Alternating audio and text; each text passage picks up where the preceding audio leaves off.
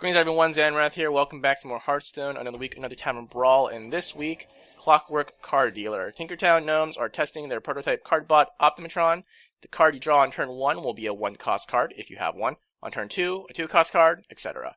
And first time we saw this was way back in week 17, I think. So it's been 40-something weeks, approximately. But anyways, first thing that came to my mind in terms of, basically playing on curve was Ramp Druid, just because, when you think about playing on curve, playing one big, one minion every turn, especially when you get to the later stages, Ramp Druid is kind of the go-to in that sense, right? I thought about Zoo too, just because it's tempo, but, I don't know. I like Ramp Druid. Don't know what I played back in the day, but probably something similar. Anyways, the other thing you might notice is that I already have the one win, and that's because I recorded this earlier. But the file output was all messed up, and so had to re-record it. But anyways, kept the deck list exactly the same, even though I think there are changes I should make to it, but we're going to keep it exactly the same, just kind of keep with how I traditionally make these videos. Going in blind and just kind of with first impressions, right? Not with any experience and forethought. So basically, the early game, a little bit of ramp, with the Wildgrass and the Mire Keepers and stuff like that. And then late game, obviously, got big minions to drop every turn on curve. And a bunch of them have taunt and all that stuff. So, kind of a control-y, late gamey deck with a little bit of early game removal. There's some Wraths in there, some Swipes, although there are other cards of that slot, right? So it's not a guarantee to draw removal, but, it is there if we need it 50-50, I think, right? Because I have Wrath and Wildgrowth for the 2 slot, and then Swipe and Mire Keeper for the 4 slot, right? So the removals are, 50-50. I think I'm gonna keep the Kel'Thuzad. Otherwise I'd mulligan everything, try to get Innervates just for some, extra rampiness, I guess. But just because you're not gonna naturally draw Innervate, right? Unless you're on a turn where you don't have a card of that mana cost. I think you draw randomly in that case, and then I think after turn 10 you draw randomly, right? Because other than 12 mana giants and 25 mana molten giants, right? You're not going to have cards that naturally are above 10 mana cost. So yeah, try to mulligan for Innervates. Got a lot of heavy stuff, but yeah, it's alright. So a Thought Steal, that's cool. That's fine, you can have some of that stuff. Probably gonna get so we got some ramp. Gonna draw a 3 here, right? Because, still technically turn 3, even though I have 4 mana, so I guess we might as well.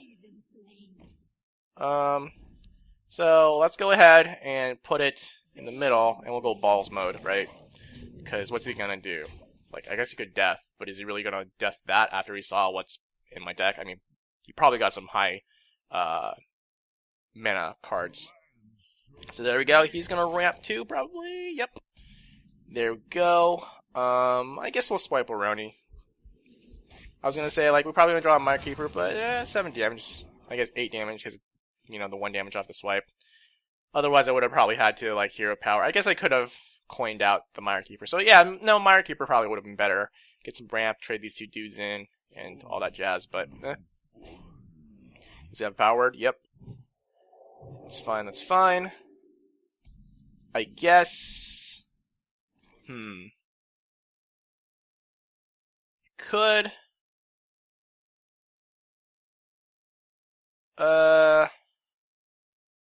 let's go ahead and just bear up, and then we'll drop a Kel'Thuzad next turn.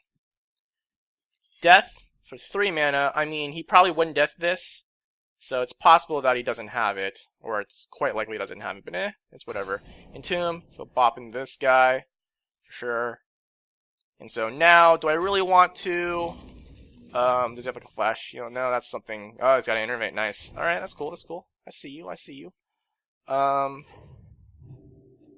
guess I could kill Kel'Thuzad and just bump the 2 guys in there, but it's not really gonna do much, right? So let's just go ahead and throw out the Malorn. So we've seen both the cards he Thought Stole. Thought Stole would have been on the 3, right? Unless he kept the death. So.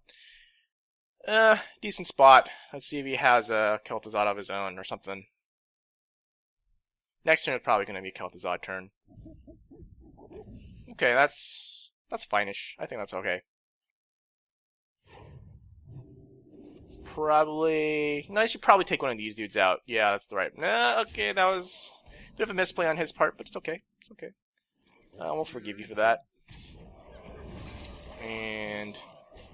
bop these dudes. Let's go ahead and throw out the Kel'Thuzad. Let's see if he had a death off his mulligans.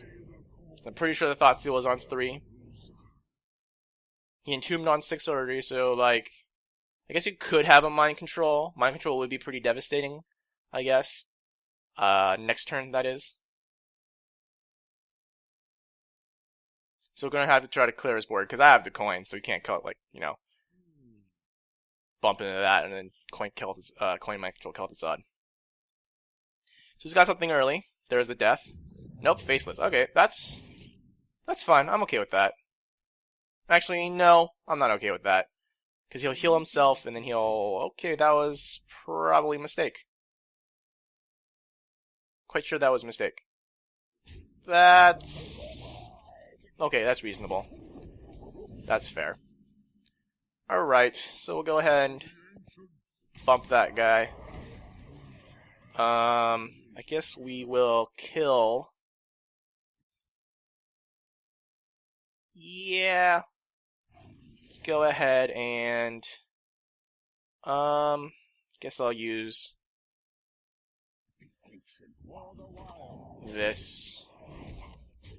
Do I want to?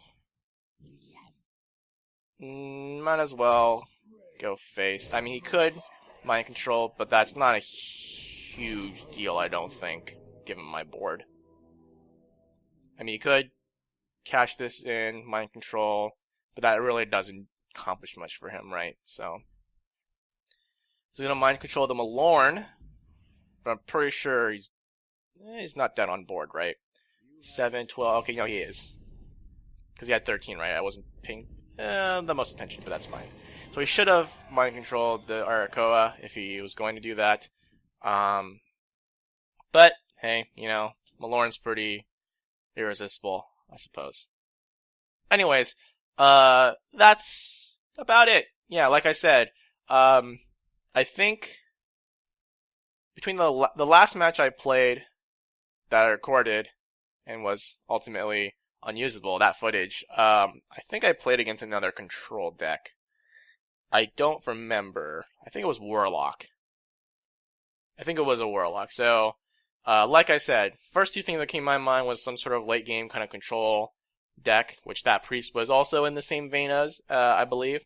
And then, of course, the other thing would be tempo, right? Something like a Zoo deck, just because Zoo is basically you play on curve, or you... Well, I guess there's a bit of playing on curve and flooding the board, right? But you're basically trying to use all your mana as effectively as possible, play out a bunch of stuff, and then you have, you know, your hero power to, at least when you think about Zoolock, your hero power to regenerate, or not regenerate, but replenish your hand when you play out all those cards. So, in that case, I mean, I think that some sort of Zoo deck, tempo kind of would still be pretty decent, in this Brawl. And like I said, I don't remember what I played way back when it first came out, but yeah, those are the two kind of archetypes, in my mind. So, with that said, that's it for this episode. So, until next time, thanks for watching.